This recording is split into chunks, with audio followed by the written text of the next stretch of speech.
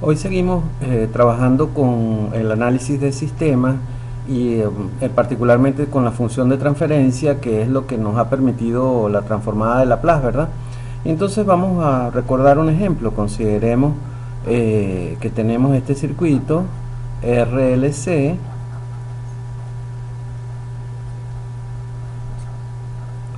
en el que la entrada es B y la salida es el voltaje en el capacitor, ¿no? Y entonces recuerden que cuando nosotros en el curso solo vamos a trabajar con sistemas lineales invariantes en el tiempo que se pueden modelar con ecuaciones diferenciales ordinarias con parámetros constantes, ¿no? ¿De acuerdo? Y entonces para modelar a esta ecuación, que es muy sencilla, para modelar este sistema que podíamos imaginar como un sistema LTI cuya entrada es B y cuya salida es B del capacitor, ¿no? Las ecuaciones que modelan a ese sistema, que son muy sencillas, son primero la de la inductancia. Si la corriente que circula por aquí es I, tenemos que el voltaje en la inductancia es igual al voltaje de entrada menos R por I menos el voltaje en el capacitor, ¿verdad? Y la segunda ecuación que necesitamos, porque tenemos dos elementos almacenadores de energía, es C de BC de T, o sea, la corriente por el capacitor es la misma que por todo el circuito, ¿no? Con estas dos ecuaciones nosotros podemos escribir la ecuación que relaciona la entrada con la salida, la ecuación diferencial, que en este caso es LC d cuadrado, d cuadrado BC de t cuadrado es igual a RC, más RC de BC de T más BC es igual a el voltaje de entrada, ¿no? Entonces esta es la ecuación diferencial, que relaciona la entrada con la salida de este sistema, esta ecuación diferencial de segundo orden.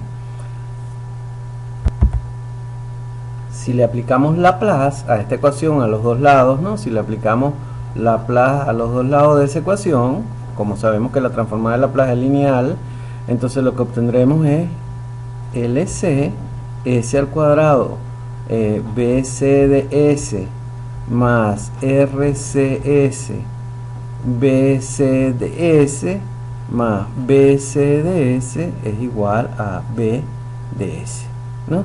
Estamos suponiendo que las condiciones iniciales son 0, es decir, estamos suponiendo que BC' de 0 es 0 y que BC de 0 es 0. Esas son las dos condiciones iniciales que estamos suponiendo.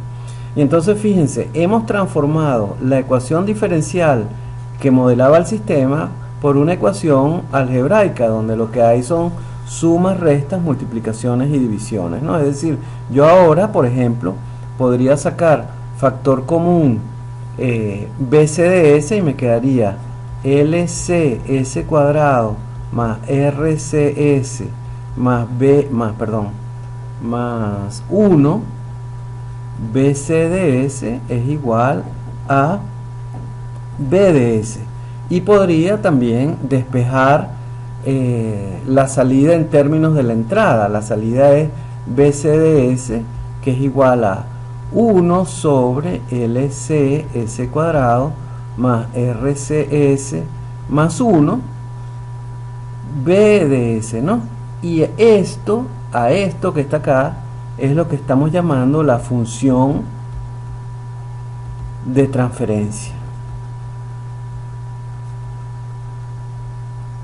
¿Por qué la estamos llamando la función de transferencia? Porque me lleva la entrada a la salida del sistema, ¿no? Me dice, conocida la entrada, ¿no?, cómo es la salida del sistema.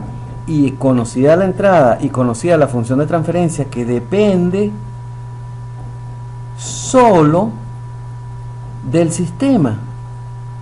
Es decir, estos componentes LC, RC y S eran los componentes del sistema. Fíjense que mi función de transferencia, ¿no?, depende solamente de la resistencia, la inductancia y la capacitancia, es decir, depende únicamente de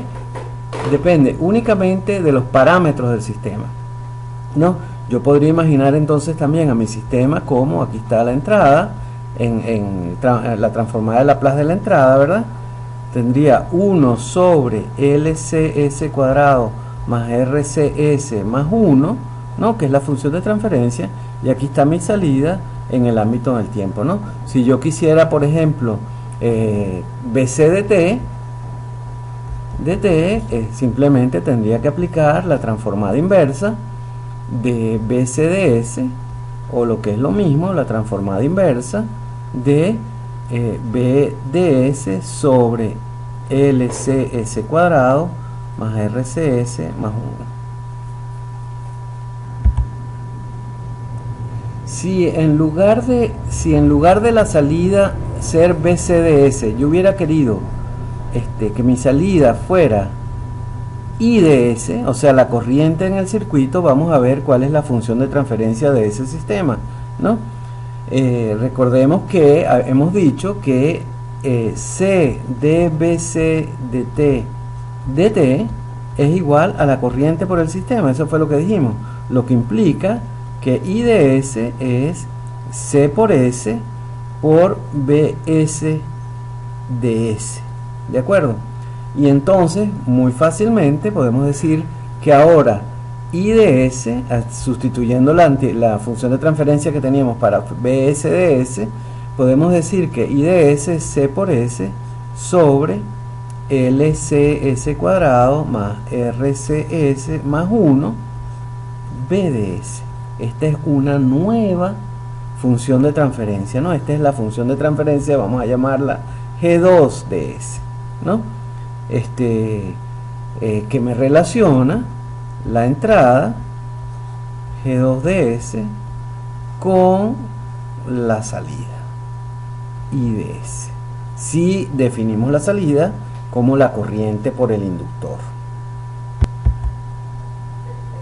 Bueno, y ahora tenemos entonces G1 de S, que es 1 sobre LCS cuadrado más RCS más 1, y tenemos una G2 de S, que es C por S sobre LCS cuadrado más RCS más 1.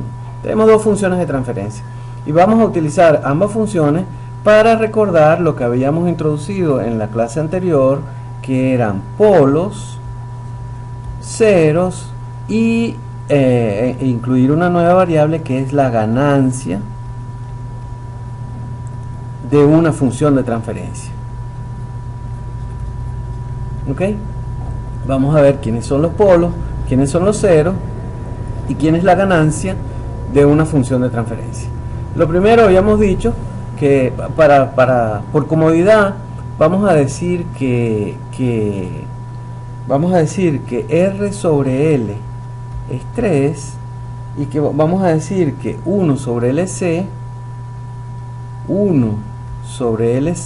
es 2, y entonces al poner números en nuestra función de transferencia, lo que nos resulta es que G1 de S, y lo vamos a poner en forma mónica, mónica, sí, ¿no? Es decir, G1 de S nos resulta 2 sobre S cuadrado más 3S más 2. Observen que lo estoy poniendo en forma mónica los polinomios, y G2 de S es, suponiendo a C igual a 0,5, bueno, G2 de S me resulta S sobre S cuadrado más 3S más 2. ¿Ok? Para G1 es muy fácil calcular los polos, ¿no? Que son los que hacen cero el denominador del sistema, ¿verdad? Los polos son en S igual a menos 1 y menos 2, ¿verdad? Y lo mismo para G2, ¿no? Los ceros de G1, vamos a poner aquí G2, los polos son en S igual a menos 1 y menos 2. Los ceros de G1 no tiene ceros finitos, y no tiene ceros finitos, pero tiene dos ceros en infinito. Ok, tiene dos ceros en infinito. Para G2 los ceros tiene un cero finito que es en S igual a 0, este es finito, y un cero en infinito. Ok, vamos a hablar un poco de los ceros en infinito. Observen que en G1, cuando yo tomo el límite cuando S tiende a 0, sería a 0, lo que es la definición de cero, de un cero de una función de transferencia, y se va dos veces, porque como tengo S cuadrado más 3S más 2 se puede factorizar como S más 1 por S más 2, se va a 0 cuando el S del S más 1 se va a infinito, y se va a 0 cuando el S del S más 2 se va a 0, ¿no? Por eso tiene dos ceros en infinito. A diferencia de G2, cuando S tiende a infinito, uno de los S del S más 1 o el S más 2 se cancela con el polo, con el 0 del numerador, el S igual a 0, pero el otro sí hace que se vaya a 0. Por eso tiene un cero finito en 0 y un 0 en infinito. Hablemos ahora entonces de la ganancia del sistema. Para hablar de la ganancia del sistema,